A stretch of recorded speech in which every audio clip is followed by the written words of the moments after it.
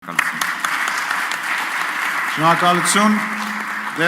մինչև քվեարկությունն անցել է, ես էլ որպես վարող ելույթ ունենամ, կարճ։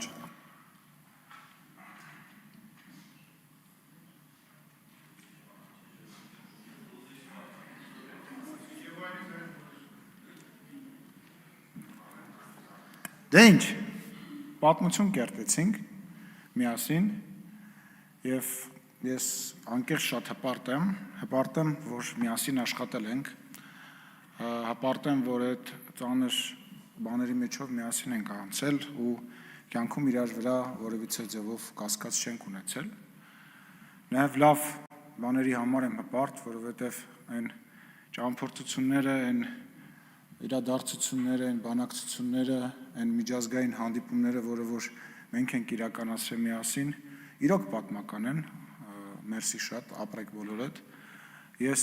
նույնպես շնորհակալություն եմ հայտնում բոլորիդ, նաև աշխատակազմին, բոլոր բաժիններին շնորհակալություն եմ հայտնում և պարոն Ռուբինյանին, իմ ընկերոջը հաջողություն եմ մաղթում, թող ինքը լինի երկրորդ ազգային ժողովի նախագահ, որ ստաբիլ 5 տարի կունենա ազգային ժողովում և եթե ինչ-որ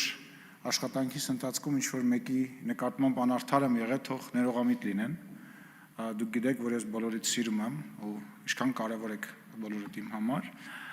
և վերջում կեցցե նահատակները և